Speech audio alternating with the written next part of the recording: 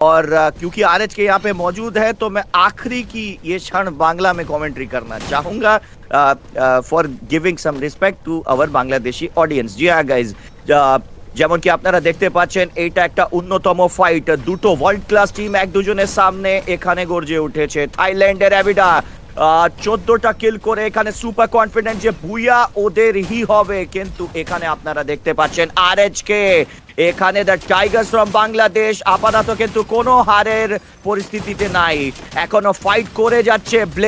ব্লেডের দিক থেকে এখানে একটা দারুণ এফর্ট ছিল, কিন্তু এখানে অ্যাভিডা ভেতরে ঢুকে আরএচ কে একটা প্লেয়ারকে এখানে নক করে দেয়। প্যাবলো প্রথম নক নিতে এখানে সফল হয়েছে। আরএচ কে ফ্লিকার দূরের থেকে স্নাইপার দিয়ে ব্যাকআপ দিচ্ছিল, ফ্লিকার একজনকে নক করেছে, ব্লেড এখানে নকআউট। নেজাদ এখানে ফেসে গেছে, কিন্তু ফ্লিকারের নেডস কি এখানে কাজ করতে পারবা?